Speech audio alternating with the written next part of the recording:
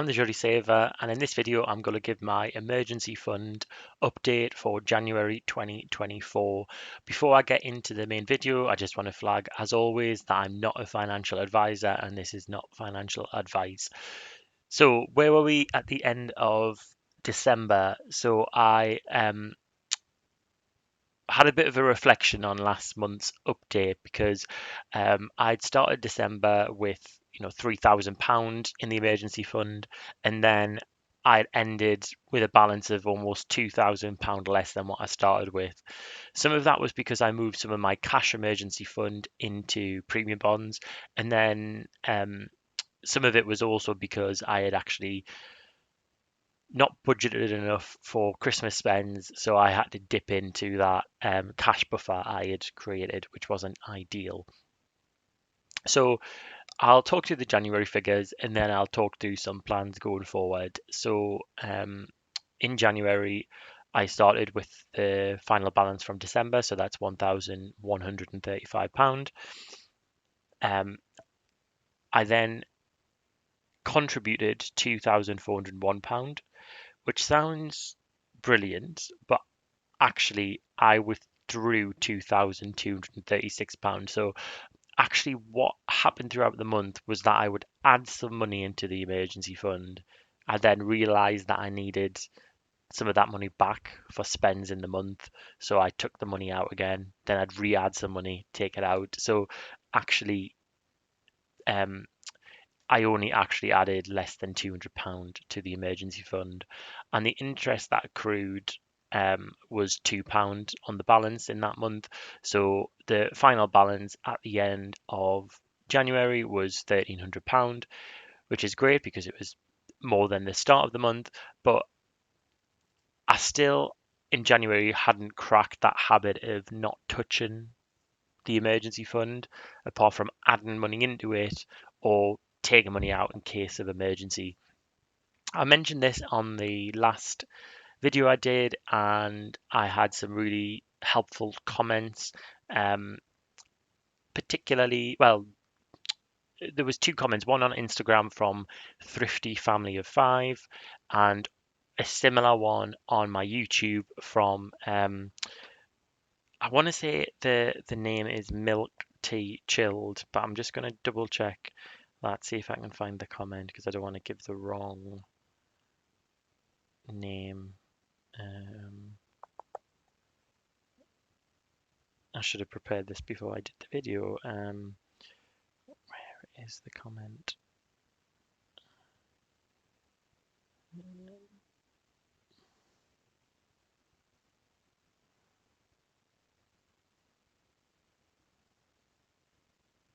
Yes, it's Milk Tea Chilled.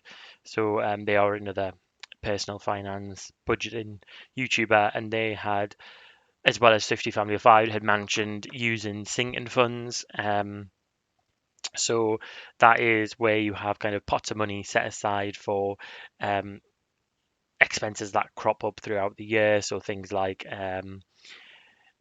travel, events, insurance, haircuts, and then you just contribute to them each month and then you withdraw money from those pots when you need to use them. And the idea is then that you separate that money away from the money which should be set aside for emergencies. So I have started doing that in February. I will post a video about it. Maybe once I've been doing it for a month, but that has been a bit of a game changer in terms of managing my emergency fund. And instead of me dipping into the emergency fund when I need that money, I dip into those spending pots slash sinking funds instead. I've also, as part of that, created, so I've got this cash emergency fund where I've got my premium bonds, which is still an emergency fund, but that's maybe for um, medium term need of emergencies. So I don't know, say I lose my job, for example, I can use the premium bond money that I've been saving. Um, but then I've also got my what I've created is like a cash buffer fund, which is just a separate saving pot alongside my bank account, which is for those sort of it's meant to be for those times when I've under budgeted in a month and I need an extra 100, £200. I can use the money that I built up in the cash buffer. So this emergency fund that I'm showing here, the £1,300, the intention for this is only to use it in scenarios where I need that money to, say, fix something in my property, or say my partner needs a car repair, we can use the money for that. It's something where we really need the money instantly, um, but it's not, the intention is not to use this money for day-to-day budgeting. So I think my intention in February, and you'll see, I'll give a spoiler for February now. I do dip into that fund again, and it is going to get to around £1,000.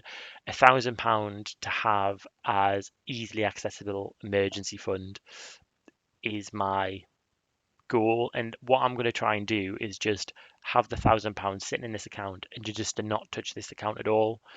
Now, you might think, oh, well, you should be contributing to it every month. And I think for me, my behavior at the moment, I don't have a strong enough impulse resistance not to take money out of this account when I'm adding money.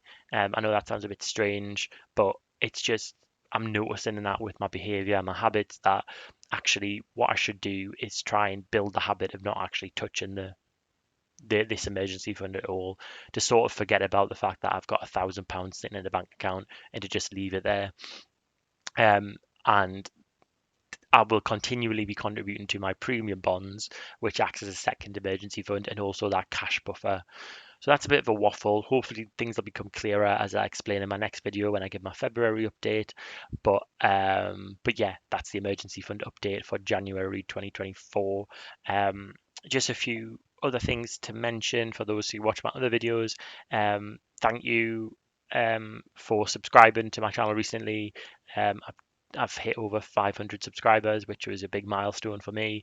The next goal is 1,000 subscribers, and my aim is to reach that by the end of the year. So fingers crossed I'll achieve that. I have been on holiday recently, so I'm a bit behind with my updates. So over the next few days, I'll probably be posting one video a day or every other day, to catch up, because I've got my financial freedom update, I've got my passive income update, and then I've also got a YouTube analytics overview at 500 subscribers, because I do those update videos at each milestone. So I did one at 100 subscribers, one at 250. I'll be doing one at 500, and then I'll also, fingers crossed, be doing one at 1,000, hopefully sometime this year. So I'll leave it there. Thank you again for watching my video. Do let us know in the comments below any thoughts you have, or if you're on a similar journey, and I'll see you on the next video.